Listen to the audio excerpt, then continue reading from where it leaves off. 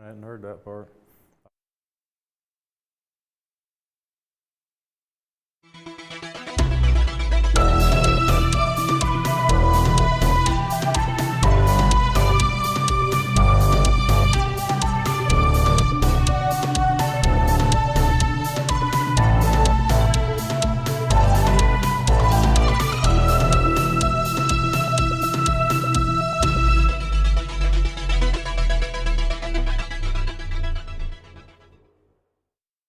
Good morning. Thanks for joining us on our weekly devotional here at Inspire the Spirit.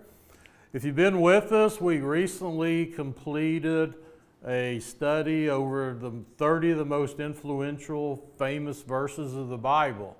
And during that 30-week period, we uncovered a lot of themes and messages contained within those verses. So my thought process kind of going from here to the end of the year is to go back through there, take some of those key themes and stories and expand on them a little bit.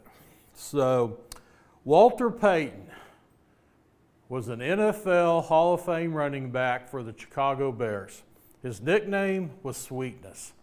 He was a great humanitarian, had a very kind, gentle voice, but when he retired from the NFL, at that time, he was the NFL's all-time leading rusher, running for over 16,000 yards in his NFL career. That's the equivalent of 9 miles. Now, Walter wasn't a big guy by NFL standards. He was only 5'10" and 205 pounds, which in the NFL, that's big in the real world, but in the NFL, it's a different story. But what's amazing about his rushing feat is when he retired, his average yards per carry was 4.4 yards, which means as he went that 9 miles of rushing, every 4.4 yards, somebody bigger than him would knock him to the ground. And he would have to get up and go 4.4 more yards and get knocked down again. And do that consecutively for 9 miles. Now, I don't know about you, I don't know if I could walk 9 miles, much less have somebody bigger than me knock me down approximately every 13 feet of that journey. But that's the definition of today's message, which is perseverance. Great victories await those who persevere. I shared a definition of perseverance in one of our over the last month. A couple of our verses talked about perseverance, and we'll highlight some of those today. And the definition of perseverance is persistence in doing something despite difficulty or delay in achieving success. To put it simply, perseverance means do not quit. Looking back at your past mistakes, have you ever thought about how close you were to succeeding? Maybe you were trying to graduate school or continue an education certificate or degree, and things got tough, life got busy, and you stepped away. You dropped out. Maybe you had a weight loss goal or fitness goal or some sort of health goal you were trying to obtain. And somewhere along the way, you just got sidetracked and stressed and busy, and you gave up on that goal or that New Year resolution. Sometimes it's like breaking a bad habit. You're trying to quit smoking or drinking or cussing or whatever, and something happens, and you find yourself retreating back to the same habit. We must realize we fail only when we quit. And often the finish line is right around the corner. It's within our grasp. We just can't see it. A couple of years ago, I shared a story of Florence Chadwick. She was the female open ocean swimmer. And she was trying to be the first person to swim from the Catalina Islands off the coast of California back to the California shore. And on the morning she tried it, the weather had taken a nasty turn for the worst. And the visibility was a heavy, dense fog over the California coastline. And visibility was only about 3 feet. And the water was dark and churning. And they had 2 little boats on each side of her as she swam, because these are shark-infested waters. But the water was freezing. The wind was against her. And when she swam, she could only see about 2 or 3 feet in front of her. So she's literally swimming in freezing dark water with nothing to see. And she was struggling, and her muscles began to cramp. And there came a point in the race where she came up, her teeth were chattering, and she was becoming delirious and disoriented because she had no visual reference point. And she tapped out of the water. They pulled her in the boat. And as I've shared before, they put her in a blanket, and as the California sun began working over the coastline, the fog disappeared, and 100 yards in front of her was the finish line. There was the pier and the dock with the cameramen, the reporters, and the crowd waiting to cheer her on. And she quit right before she reached success. And she said, all I could see was the fog. I think if I could have seen the shore, I would have made it. Well, the good news of that story is she tried again shortly thereafter, and she was successful. And when she finished, they said, what was the difference? And she said, I never forgot that imprint of that shoreline and that pier and those people. And as I swam, I only thought about that picture in my mind. Galatians 6:9 says, so let us not get tired of doing what is good.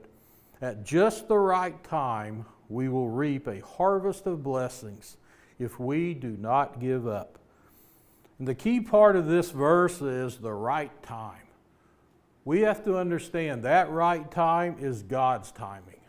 When He's ready for it to happen, whatever it is you're striving for, whatever struggle you're fighting through today, God's timing ultimately will be in play.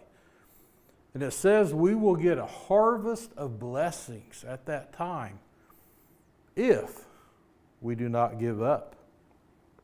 So today's message is meant to encourage you to keep going. Whatever you're going through today, whether it's a health struggle, a financial struggle, a relationship issue, or just trying to get through the sweltering Oklahoma heat, whatever you're trying to get through, I encourage you to keep going.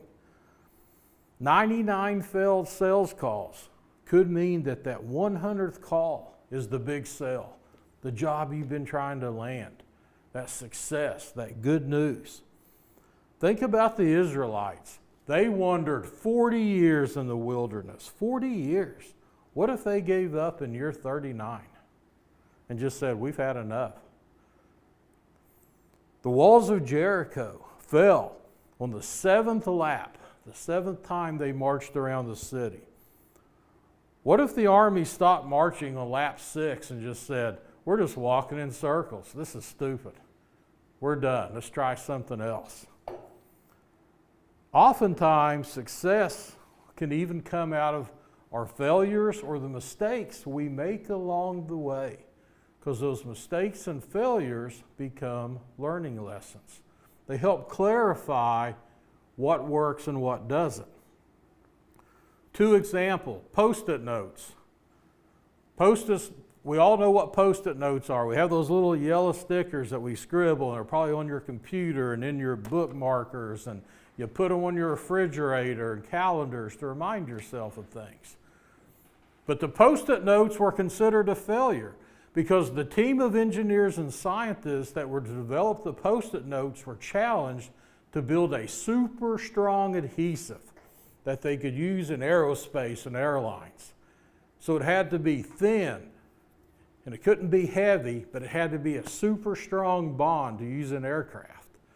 And they kept working on this, but all they kept coming up with was this tacky substance.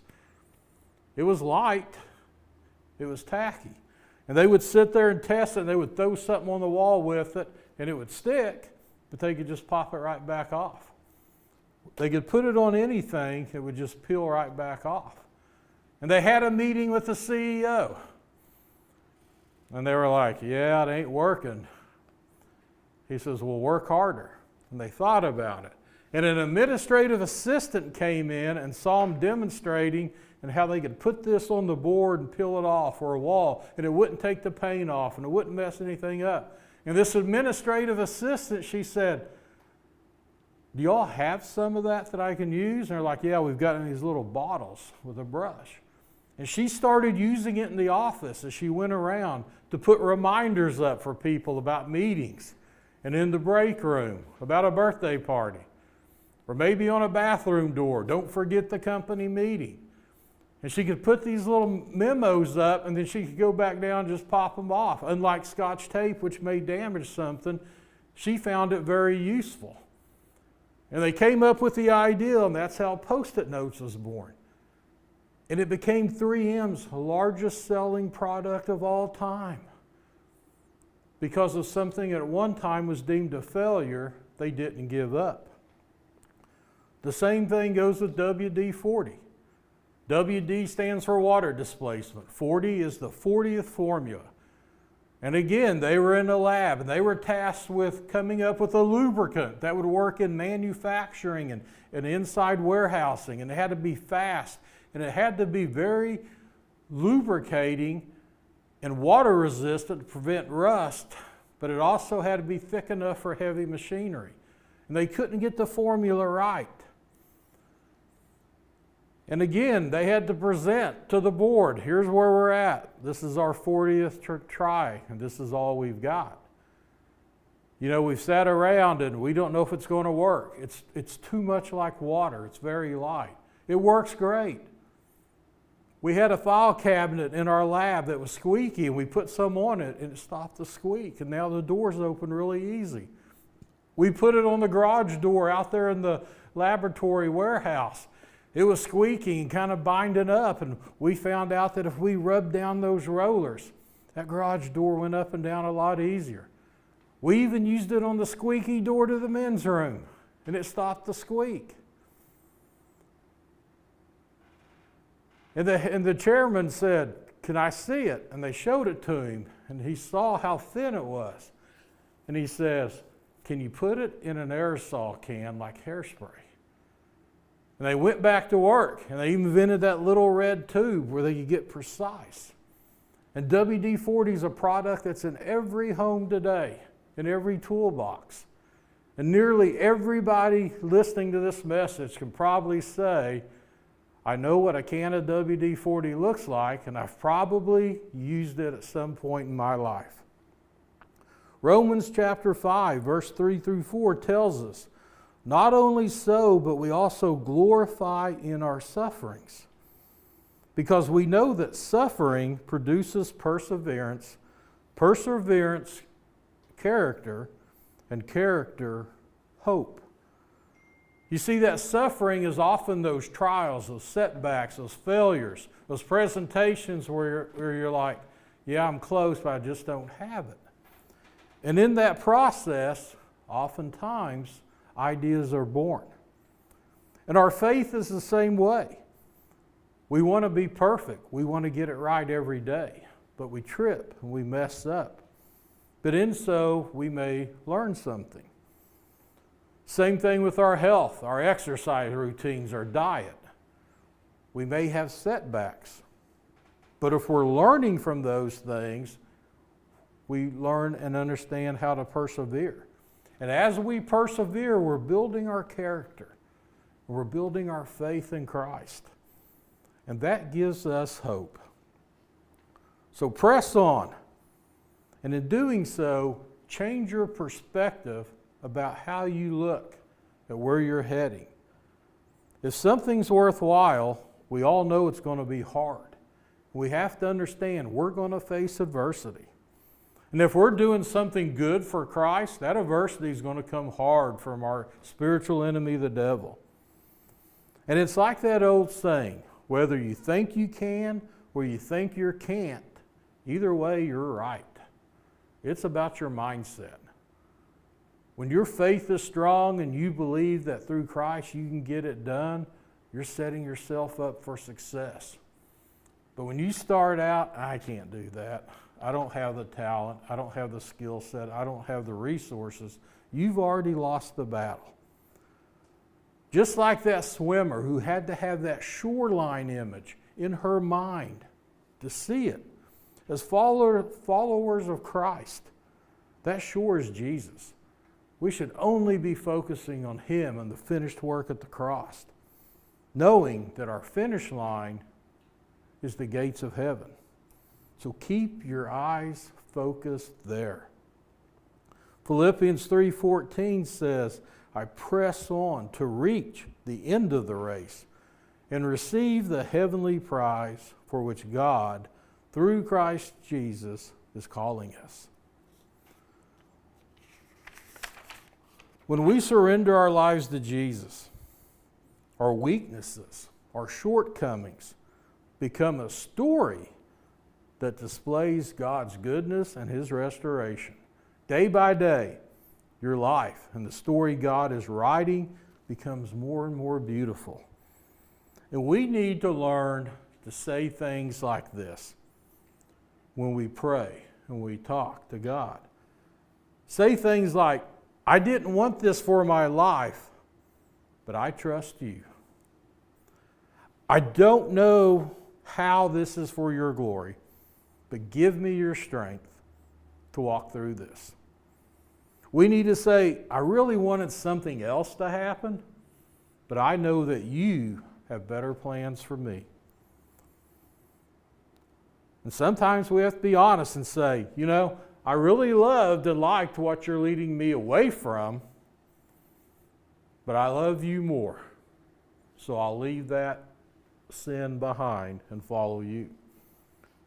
I wish I knew what was coming next, but I know that all I have to focus on is what you're doing now. So push through. Focus on today. Each morning, God gives us an abundance of grace and mercy to get you through today. If you're going through something in your life right now that's difficult or challenging or emotional or it's a struggle, keep going. Have faith, one day at a time. You may have to go around it. You may have to go through it, over it, whatever you're facing. But understand that when your prayers and your goals and your objectives are in alignment with God's will for your life, He will always make a way. In one of the Star Wars movies, The Empire Strikes Back, Luke Skywalker is traveling to this planet to get training from this master Jedi. And he crashes his little X-Wing fighter into this planet. And he meets this little green character named Yoda. And Yoda's teaching him how to use the Force for good. And he's warning him about falling and succumbing to the dark side. And at the point Luke decides he's got to leave the planet, he realizes his ship is stuck in the swamp, buried in the mud and the muck. So he tries to use this force that he's been practicing on. And he goes up there and he's trying to summon and strengthen and lift this aircraft, and it's trying to bubble and rise. And it becomes hard and difficult and it sinks again. He says, I just can't do it. And the little green Yoda character strolls up there with his little hand and quivers and points and starts to lift the ship. And it comes up out of the mud and he moves it and he sets it on dry ground. And Luke Skywalker says, I don't believe it. And Yoda's response, that is why you fail. Sometimes it's our belief and our faith. And the only thing that gets in that way is the lies of our enemy. The devil will use everything he can against you. He'll use your age. You're too young for that promotion. You're too young to run that company or start that new venture. No one's going to take you serious. He'll use the opposite. You're too old. You're too old to volunteer. No one wants to hear what you got to say. Go off and retire. You can't learn anything new at this age. No, that technology is beyond your knowledge. No, you can't go volunteer at that community center. He'll lie to you. He'll say you don't have enough money. Oh, that's a big task. It's going to take some resources. How are you going to get that funding? Time? You think you got time to pursue that? You got a wife, kids, family obligations, school, ball games. How are you going to have time to do that? We have to understand God's resources are unlimited, and they're available to us through prayer when we commit our dreams and our goals to God. Philippians 4:13 says, "For I can do all things through Christ who strengthens me." And sometimes the biggest thing we can do is simply surrender. Whenever you surrender to God's will, be prepared to see Christ's almighty power exerted for you. Because even when we can't see evidence of it, big things are happening. He's making a way. He's aligning things and people in our favor. If we continue to trust, continue to have faith, and continue to persevere. Craig Rochelle recently said, "Maybe you've been waiting to move or act until you know exactly how everything is going to work out. You want clarity before the conversation, certainty before the decision, and some kind of guarantee before you take the risk. But God often asks us to move before He gives us certainty. We're waiting for guarantees when God's asking for faith. You don't need the whole plan to take the next step. You don't need to know how it ends or have every answer. You just have to trust God enough to be faithful with what He's asking you to do right now. While you're waiting for clarity, God may be waiting for trust." So as we leave here today, reimagine your dreams, reset your goals, and continue to persevere, knowing that every day you're building your character, and that character is what gives us hope for tomorrow. Have a blessed week, and we will now see you next week in the month of September. Have a blessed day.